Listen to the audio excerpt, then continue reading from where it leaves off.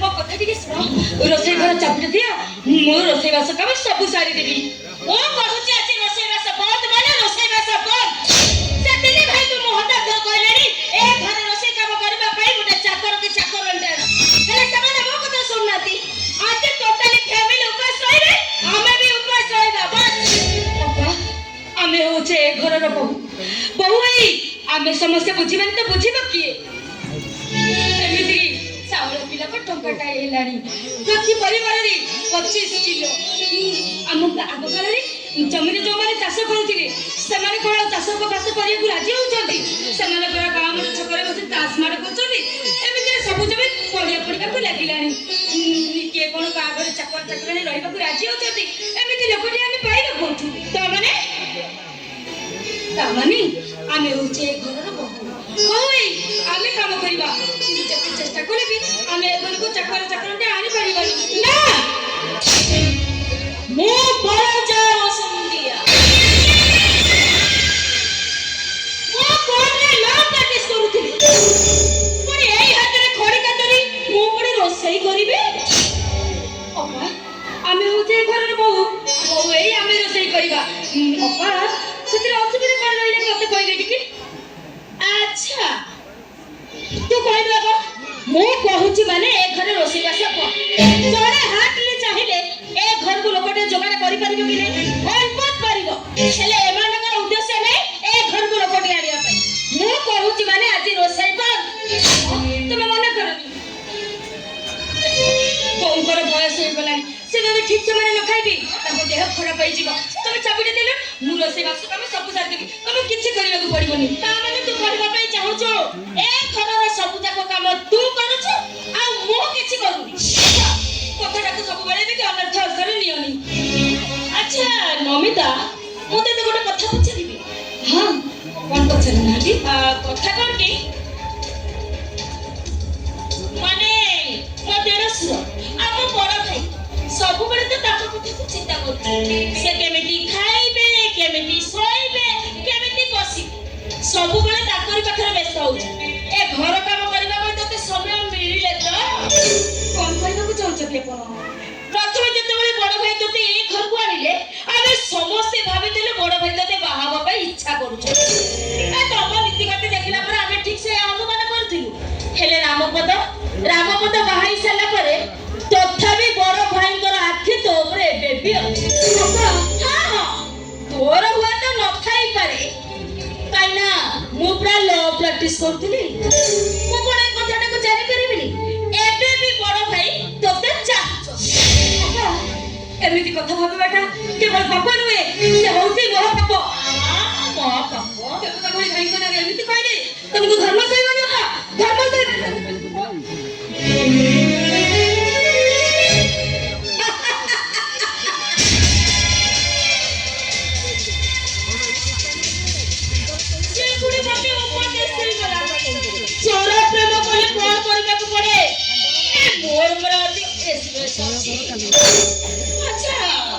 समय संवाद सबुथिरे तो धरित्री पर्यंत हमर विज्ञापन दियागला ए घर को गोटे लोकटे आनिबा पाई हेले पर्यंत ए घर को लोकटे भी मिलुनी बुझी पारुनी ए सरकार करे टोकी के चावल सब खाई किरी ए लोक माने ओते कोढ़िया आइ गलेडी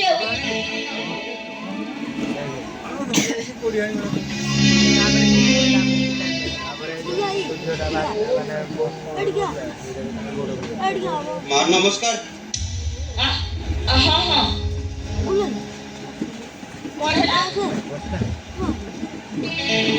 आपनकर खबर कागज बाहर चला कोन बाहर चला लोकटे दरकार बापा गोटे लोकटे दरकार अछि ए घर काम करबा पई मु घर काम करे बसते कोन हला घर काम करी ए लोकर पड़ी आसी छोर ना को ए तू का मारी तू अच्छा मते आगे कहबी तू आगे कोड चाकरी करथिलु मां आगर बाहर मनोपजी काम करथिलु काई तते मन सरकार टंकिया चावल दउ नथिलु हां मोर निजर ठिकाना नाही बीपीएल लिस्ट ना थिले सिना चावल मिलिबो हो हला सुन ए घरे रहबे बोले तोते बाजार को जिबाउ पड़िबो मार्केट रे जाई सब ପନିପରିବା ଆଣିବାକୁ ପଡିବ ଆଉ ବଗିଚାର ଦେଖାଶୁଣା ବି କରିବାକୁ ପଡିବ ଏମିତି କି ଅଇଁଠା ବାସନ ସବୁ ମାଜିବାକୁ ପଡିବ ପାରିବି ତ ପାରିବି ମା ମୋ ଉପରେ ଆପଣ ସେତ ଭରସା ରଖନ୍ତୁ ନାଇଁ ମୁଁ ଭରସା ରଖିଲେ କିଛି ହବନି head of department Maharani Victoria ଏଇଠି ଅଛନ୍ତି ସେ ଚାହିଁଲେ ତୋର ଆପଏଣ୍ଟମେଣ୍ଟ ନିଶ୍ଚୟ ହେଇଯିବ ଆପଣ କାହା କଥା କହୁଥିଲେ ମା ମୋ ଶାଶୁ ମହାଶୟା ସିଏ ଯଦି ନ ଚାହିଁବେ এই ଗଛର ପତ୍ରଟିଏ ବି ହଲିବ ଠିକ ଅଛି ତୁ ଏଠି ଅପେକ୍ଷା କର ମୋ ଶାଶୁ ମହାଶୟକୁ ମୁଁ ଡାକି ଦଉଛି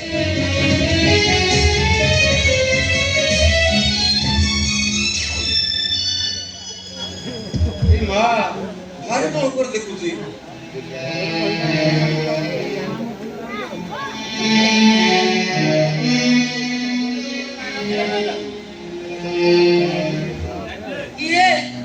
କିଏ ଆସିଛ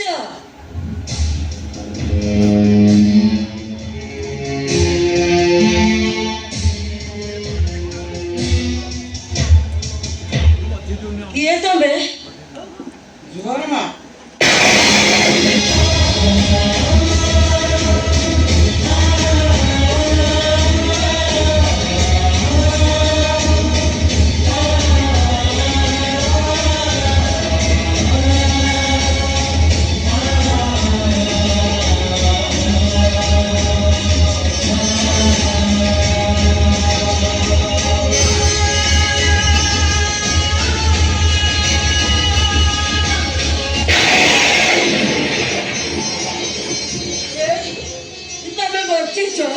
ମୁଁ ସ୍ୱପ୍ନ ଦେଖୁନି ସ୍ୱପ୍ନ ଦେଖୁନି ମୁଁ ବସିଛି ସତ୍ୟ ମାମା ମୁଁ ନିର୍ଭୟ କରିଯା ଆଉ ତମ ପାଖକୁ ଫେରି ଆସିଛି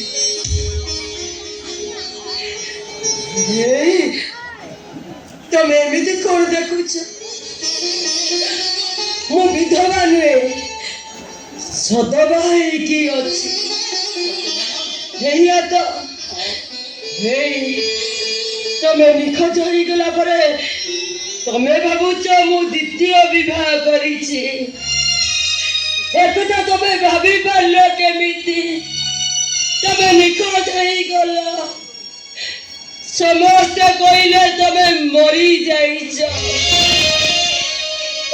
କିନ୍ତୁ ମୋର ବିଶ୍ୱାସ ତମେ ବଞ୍ଚିଛ ସ୍ୱାମୀ ମରିଯିବ ସ୍ତ୍ରୀ ଏ କଥା ଜାଣିପାରିବନି ତାହେଲେ ସେ ସ୍ୱାମୀ ସ୍ତ୍ରୀର ସମ୍ପର୍କ କଣ ସାଇ ଭାଇ ଗାଁ ପଡ଼ିଶା ସମସ୍ତେ କହିଲେ ମତେ ବିଧବା ହେଲେ ମୁଁ କାହା କଥା ଶୁଣିଲିନି ମୋର ବିଶ୍ୱାସ ଥିଲା ତମେ ବଞ୍ଚିଛ ମାତା କହୁଥିଲା ତମର କିଛି ହେଇନି ସେଇଥିପାଇଁ ଆଜି ପର୍ଯ୍ୟନ୍ତ ତମ ନାଁରେ ଟଙ୍କା ସିନ୍ଦୁର ପିନ୍ଧିଛି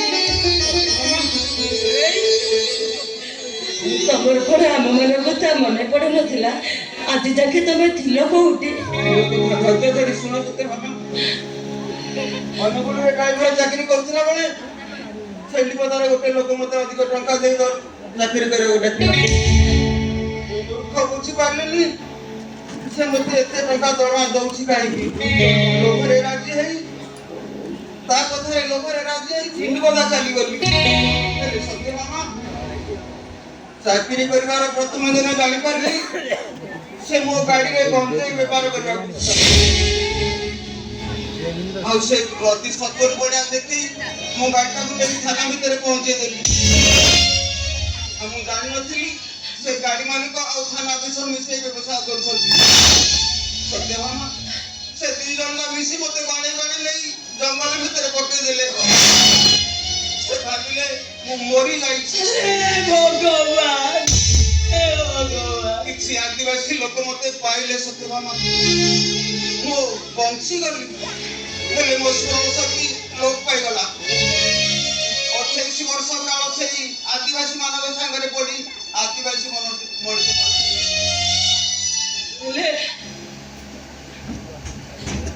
ହେଲେ ତମର ଏଇ ଘର କଥା ଆମ ମନ କଥା କାହା କଥା କଣ ମନେ ପଡୁନଥିଲା ମୋର ସୌଭାଗ୍ୟ ମୋର ଗୋଟେ ଗାଡି ସହିତ ଆକ୍ସିଡେଣ୍ଟ ହେଲା ଆଉ ମୋ ସ୍ମରଣ ଶକ୍ତି ମୁଁ ଫେରି ପାଇଲି ହେଲେ ତମମାନଙ୍କୁ ବହୁତ ଖୋଜିଲି, କାହାରିକୁ ପାଇଲିନି। ଚାକିରି କରିବାକୁ ଆସି ତମରି ପାଖରେ ପହଞ୍ଚିଗଲି।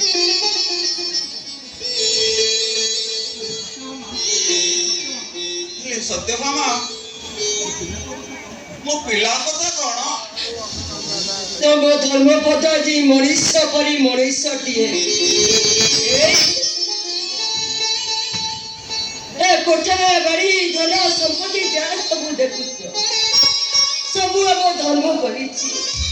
ହଁ, ସବୁ ଧର୍ମ କରିଛି।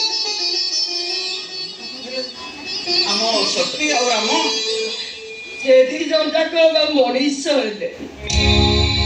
ବଡ ଭାଇଟା ସାଉ ଥାଉ, ସାନ ଭାଇ ଦିଟାକ ବାହା ହେଇ ପଡିଲେ। କେମିତି ସମ୍ଭବ ହେଲା? ସବୁ ସେଇ ଭଗବାନଙ୍କ ମାୟା। ମୁଁ ଚାହିଁଲେ ବି ସବୁ ଅସମ୍ଭବ କାମ ସମ୍ଭବ ହେଇପାରିଲା। ଏଇ ସେ କଥା ସବୁ ଛାଡ, ତମେ ଆଗେ କହିଲ, ଜାଣିଛ ଆମ ଶକ୍ତିର ଶ୍ୱଶୁର ଘର ଛେଣ୍ଡିପଦା। ତମେ କହିଲ ଛେଣ୍ଡିପଦା ତମେ କାହା ପାଖରେ ଚାକିରି କରିଛ? ସେ ଲୋକଟା ନା କାହା ପାଖରେ ଚାକିରି? ସେ ଲୋକଟା ନା ବଶିଷ୍ଠ ବସନ୍ତିଆ। ହେଇ ତମେ ଜାଣିଛ ନା ସେଇ ବଶିଷ୍ଠ ବସନ୍ତିଆ ଆମ ଶକ୍ତିର ଶ୍ୱଶୁର। ଆଉ ତା ଝିଅ ଘରେ ନିଆଁ ଲଗେଇ ଦଉ। ଆଉ ତା ଝିଅ ଯାହା କହୁଛି ତମ ପୁଅର ବେଦର ଗାର। ମାନେ ସେ କଣ ମତେ ଚିହ୍ନି ପାରିବ? ଏ ଘରୁ ସୁଖ ଜାତି ସବୁ ହଜି ଯାଇଛି। ଯେତେ ଚାହିଁଲେ ବି ଏ ଘରୁ ଆଉ ସୁଖ ଶାନ୍ତି କେବେ ଫେରିବନି। ତମେ ଏଠୁ ପଳେଇ ଚାଲ। ତମେ ଏତେ ଦିନ ପରେ ଘରୁ ଫେରି ଯାଇଛ, ଅଶାନ୍ତିରେ ତମେ କାହିଁ ଦିନ କାଟିବ କହିଲ? ମୁଁ ତମକୁ ହାତ ଯୋଡୁଛି, ତମ କର୍ତ୍ତବ୍ୟ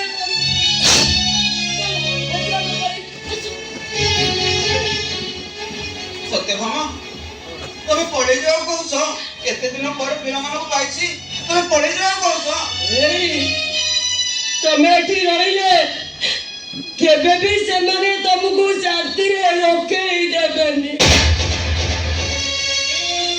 ମୁଁ ଚାହୁଁନି ତମେ ଏଠୁ ଅଶାନ୍ତିରେ ଦିନ କାଟ। ସେଇଥିପାଇଁ କହୁଛି ଚାଲ ଆମେ ଏଠୁ ପଳେଇଛୁ।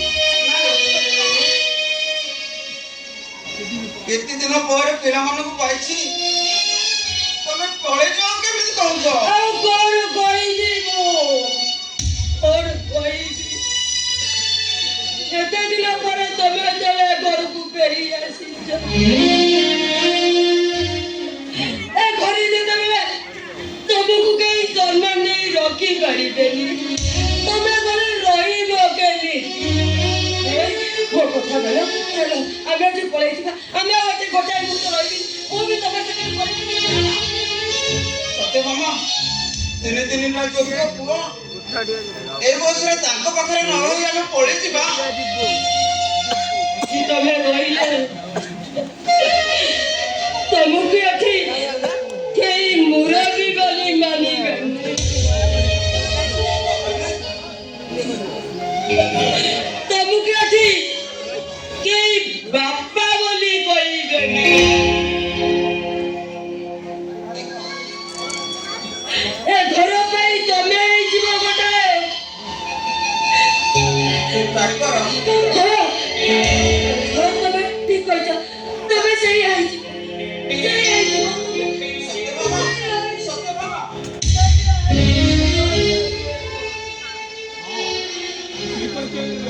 ମୁଁ ସେଇ ପରିଚୟରେ ରହିବି। ତିନି ତିନିଟା ଯୋଗ୍ୟ ପୁଅ, ଧର୍ମପଦ, ରାମପଦ, ଶକ୍ତିପଦ, ସେମାନଙ୍କର ବାପ ହୋଇ ଏ ଘରର ମୁରବୀ ହୋଇ ଯଦି ପରିବେଶ ପାଇଁ ହେଲା, ମୁଁ ଏ ଘରର ଚାକର। ହେଲେ ତମେ ମତେ କଥା ଦିଅ,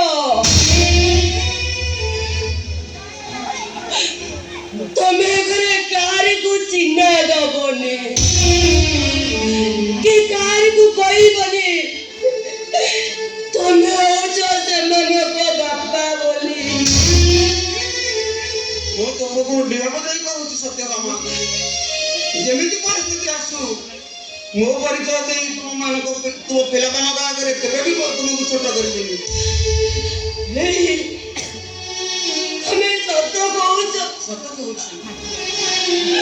তুমি আরো কিছু মরি যাও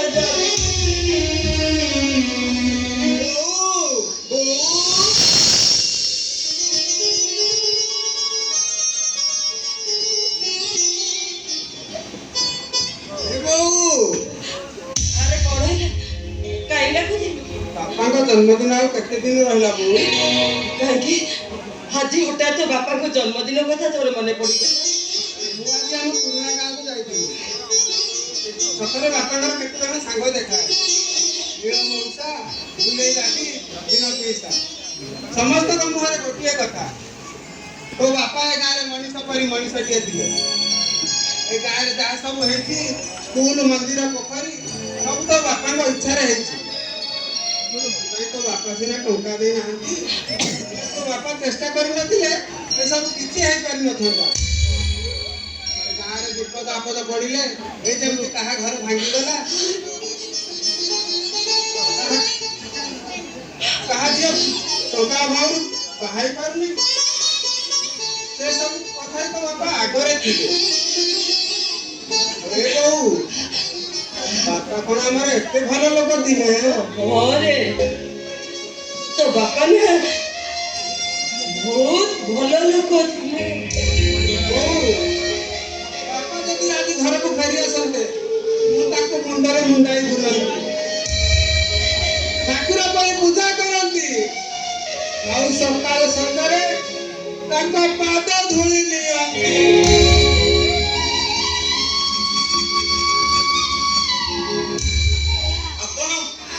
ଚିହ୍ନି ପାରିଲିନି?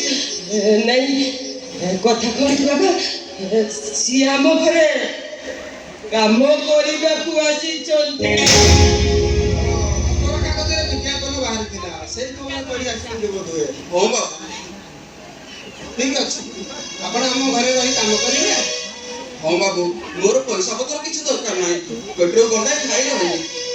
ଠିକ ଅଛି, ଆପଣଙ୍କର କଣ କେହି ନିଜର ଲୋକ ନାହାନ୍ତି? ବାବୁ, ସମସ୍ତ ଅଛନ୍ତି ବାବୁ। ତିନି ତିନିଟା ପୁଅ ବୋହୂ ଏମିତି ପରିସ୍ଥିତି ହୋଇଯାଉଛି, ଇଚ୍ଛା କରି ନିଜର ଅଧିକାର ସାବ୍ୟସ୍ତ କରିପାରୁନାହାନ୍ତି। ହଉ ବାବୁ, ଠିକ ଅଛି, ଆପଣ ଆମ ଘରେ ରହି କାମ କରନ୍ତୁ। ବୟସରେ ମୁଁ ଆପଣଙ୍କୁ ମଉସା ଡାକିବି, ଚଳିବ? ଆପଣ ମୋ ବାପାଙ୍କ ବୟସରେ ହେବେ, ଆଉ ସବୁ ପରେ ବୟସରେ ଗୋଟେ ସ୍ୱତନ୍ତ୍ର ସମ୍ମାନ ଅଛି। ବୋଉ, ସମସ୍ତଙ୍କୁ କହିଦେବୁ ମଉସାଙ୍କର ଯେମିତି କିଛି ଅସମ୍ମାନ ନ ହୁଏ। ଆରେ ସମସ୍ତଙ୍କୁ କଣ କହିବି ସେଇ କଥାଟା ମତେ କହୁନୁ ଏ ମଉସା କାହାର ଅଇଁଠା ଖାଇବେ ନାହିଁ, କାହାର ଅଇଁଠା ବାସନ ଧୋଇବେ ନାହିଁ, ଆଉ କାହାର ପାଲଟା ଲୁଗା ସଫା କରିବେନି। ହେଲେ ସେମାନେ ଯଦି ଏକଥା ମୋର ନ ମାନନ୍ତି କହିଦେବୁ, ଏଇଟା ମୁଁ କହିଛି। ସେ ଏମିତି ଯଦି କିଛି କାମ କରନ୍ତି ତାହେଲେ ମହାପାପ ହେବ। ତାପରେ ବୟସର ଗୋଟେ ସ୍ୱତନ୍ତ୍ର ସମ୍ମାନ ଅଛି। ଓହୋ ମୁଁ ସମସ୍ତଙ୍କୁ ସେଇ କଥା କହିଦେବି ହଁ ବୋଉ, ଏ ମଉସା କୋଉଠି ବସା ଉଠା କଲେ ତାଙ୍କ ରୁମଟା ତାଙ୍କୁ ଦେଖେଇବେ। ବାବୁ, ମୁଁ ଆପଣଙ୍କୁ ଗୋଟେ କଥା କହିବାକୁ ଭାବୁଛି। ହଁ କୁହନ୍ତୁ। ଆପଣ ଡାକିଲେ ମତେ ଭଲ ଲାଗୁନି, ମତେ ତମେ କହିଲେ ମତେ ବହୁତ ଖୁସି ଲାଗେ। ଠିକ ଅଛି, ମୁଁ ଆପଣଙ୍କୁ ତମେ କହିବି, ହେଲେ ଆପଣ ମତେ ତୁ ତା କରି କହିବେ। ବାବୁ, ଚାକର ମଣିଷ ମୁଁ, ଆପଣଙ୍କୁ ତୁ ତାକର କଲେ ଆପଣଙ୍କ ସମ୍ମାନ କ୍ଷତି ହେବ, ତେଣୁ ମୁଁ ତୁ ତାକର କରିପାରିବିନି। କାହିଁକି କହିବେନି? ଆମେ ଏଡ଼ିକି ଟିକେ ହେଇଥିଲୁ, ଦୀର୍ଘ 28 ବର୍ଷ ହେଲା ଆମ ବାପା ଆମକୁ ମଣିଷ କରିବା ପାଇଁ କୁଆଡ଼େ ଯାଇଛନ୍ତି ଯେ ଆଜି ଯାଏ ଫେରି ନାହାନ୍ତି। ଗୋଟେ ବିଶ୍ୱାସ କରନ୍ତୁ, ଗାଁଠୁ ସହର ମୋ ବାପାଙ୍କୁ ଆମେ କେତେ ଖୋଜିଛୁ, ହେଲେ କୋଉଠି ପାଇଲୁନି। ଆଉ ଆପଣଙ୍କୁ ଦେଖିଲା ପରେ ମୋତେ ଯେମିତି ଲାଗିଲା ଆପଣ ମୋ ବାପାଙ୍କ ପରି ହେବେ। ଆପଣ ମୋତେ ତୁ ତା କରି କହିଲେ ମୁଁ ବହୁତ ଖୁସି ହେବି। ହେଲା ମୁଁ ଆପଣଙ୍କୁ ତୋତା କରି ଡାକିବି ଏଥର। ହଉ ମୋ ସାଙ୍ଗେ ରୁମ୍ଟା ତାଙ୍କୁ ଦେଖେଇଦେ। ଆସନ୍ତୁ